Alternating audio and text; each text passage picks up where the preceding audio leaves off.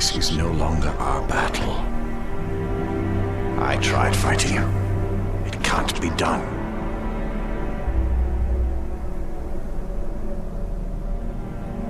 Could you really rest for all of eternity, knowing that you had the chance to stop him, but did nothing?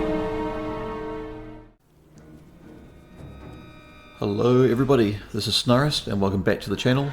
This is my continuation of my Middle-earth, Shadow of Mordor, no upgrade run, and this is part 11, Kill the Warchiefs, 2 out of 3. And so this Warchief is going to be much easier to deal with, and there'll be a couple of other captains that are going to be in the mix, but it's more so this first section here that's a little bit tricky.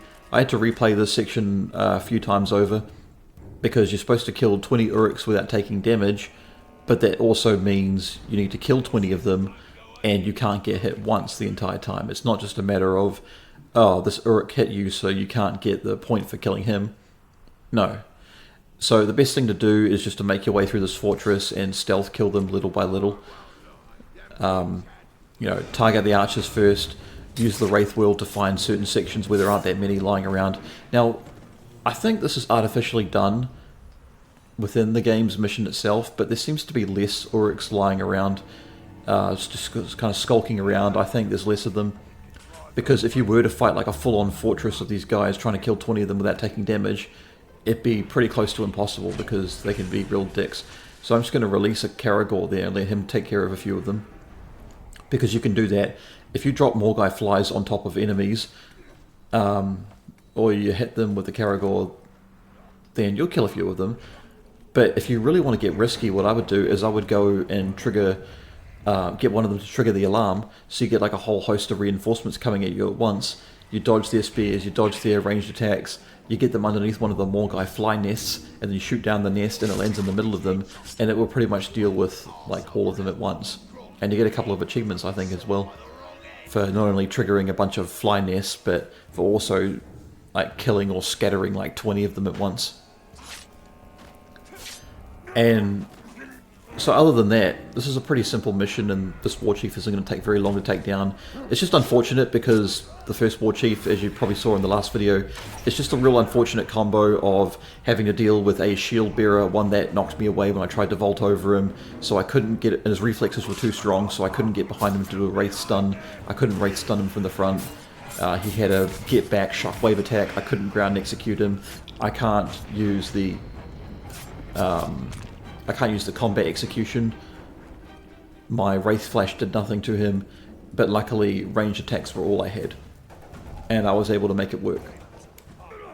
You'll get some unfortunate combos like that, especially in the beginning of the game in this first section here, but you know, for the most part, a lot of them are really easy, and for the most part, even as Warchiefs in this first section of the game, you're going to have a bunch of them that have the odd weakness, like they can be killed instantly with stealth, or one clean shot to the head, or they've got a fear of Caragors or flies that you can exploit.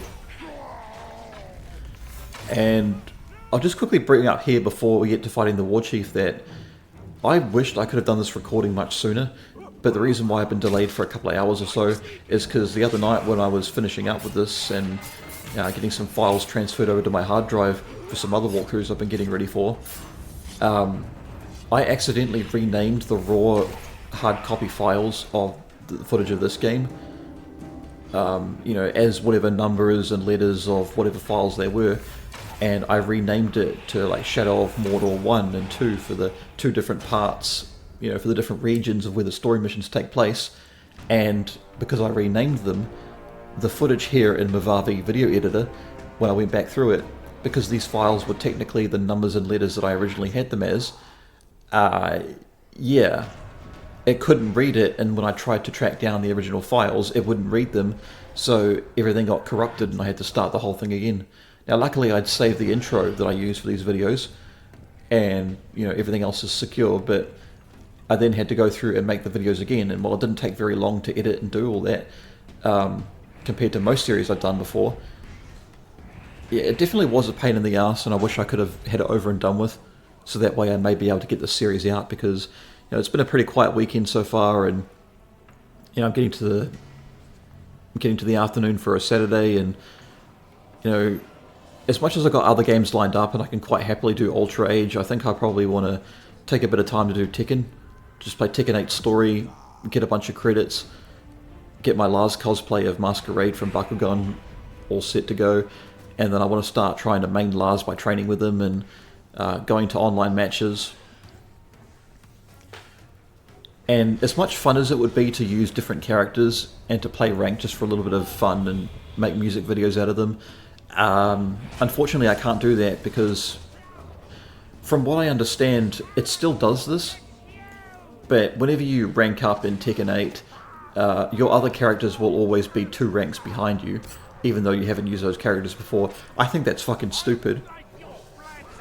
But the thing is, even though you can buy the Season 3 pass now, I don't know if Season 3 has actually officially started.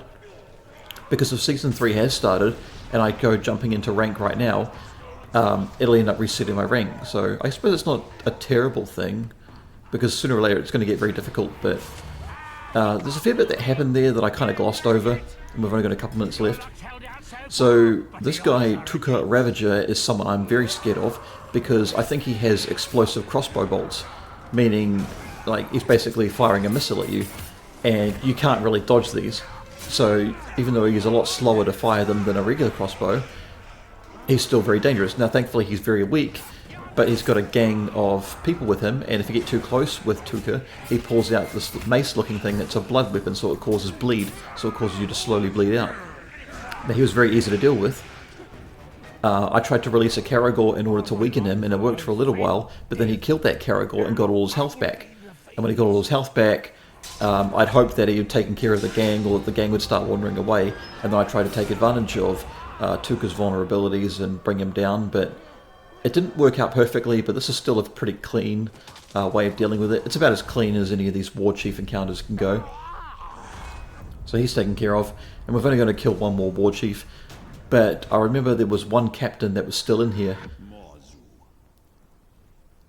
And you can see there he's vulnerable to mounted beasts. What that means is if you can mount a Karagor and you knock him down to the ground and you bite him, then you'll kill him instantly. But because we don't have the ability to ride Karagors yet, because I believe there is a skill that you can buy early on in the game where you can ride Karagors if you're standing high above them and you can jump down on top of them and mount them. Whereas if not, then you've got to wait to mount them until near the end of the game, where Torvin the dwarf teaches you how to mount them by waiting for them to get closer, then you can counter them by flipping them over. And so I don't want to deal with any more Auric reinforcements, so I'm just sort of using my elf shot to take care of any that are nearby, and I go ahead and get a sneaky hit on him. But because he didn't witness the death of the Warchief, he's not scared, so he's going to stand and fight. But I want to try to use a stun wave immediately. You want to be careful of some of these captains, because they'll have attacks. Now here's an annoying thing, because the Berserker came and got in my way, and these things have a lot of health as well, and he got in my way, and so I wasn't able to capitalize on hitting him. But some of these captains will have attacks that come out immediately, and even if you're ready to hit him with a stun, a wraith stun, or a regular attack, it can be a little tricky to pull off, because sometimes they'll just do like a quick attack. So the best thing to do is to dodge into them, so that you can vault over them. If not, then at the very least, at the very least, they'll just push you backwards, but you won't take any damage, and you know what you can get away with, and then just use your wraith stun then. Anyway, that's enough out of me. I'll see you guys in the next video where I take on the final Warchief of the area.